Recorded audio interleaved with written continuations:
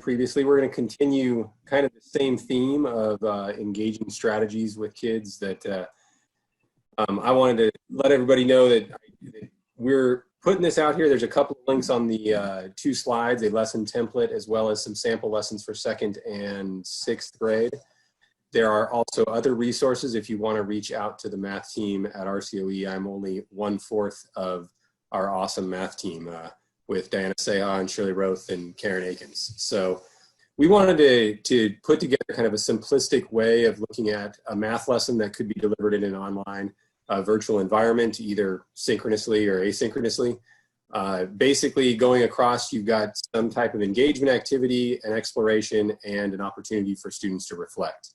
The engagement opportunity could be a variety of things. You want to start with something that is low floor and high ceiling, something like which one doesn't belong, but there are other recommendations on the lesson plan template and the previous slides. So this is just an example of a which one doesn't belong that might work for a 6th grade classroom, giving them the opportunity to respond to this in something like Grid or Google Classroom or some other platform that you're familiar with.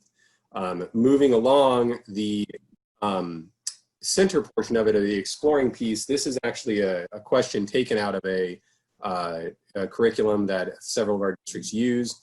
But rather than asking kids to just solve it, I went into Notability on my iPad, wrote up 2 possible student responses to this question, and then simply asking the kids to respond to the question at the bottom, saying, here's how 2 kids or 2 students in the class answer the question. Do you agree? Why or why not? And justify your answer in writing. So this is just one way to look at student work.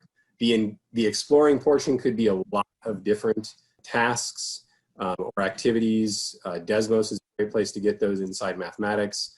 There's a lot of resources out there that can provide engaging activities and tasks for students to interact with. And this is just one idea.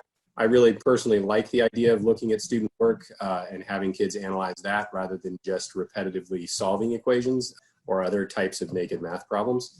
It's a much higher critical thinking skill for students to analyze. In this case, both students solved it differently but correct. That doesn't mean that that's always the case. They could both be wrong. One could be wrong, one could be right. However you feel would engage your students the most. And then in the end, offering the students a chance to reflect on their learning.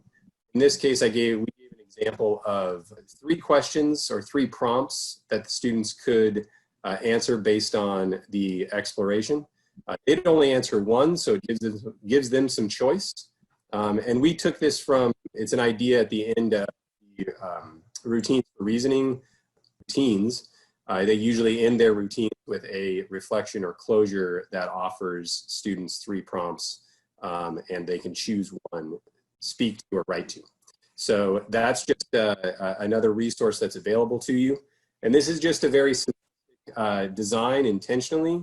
The idea would take about 15 or 20 minutes a day for a student to interact with, so it's not going to take them a lot of time, but it does ramp up the critical thinking a little bit for them. Like I said on the other slide, the slide before it, there's some links to a lesson plan template. And again, if you have any questions about math or you'd like any help, reach out to our team. We'd be happy to help you in any way we can.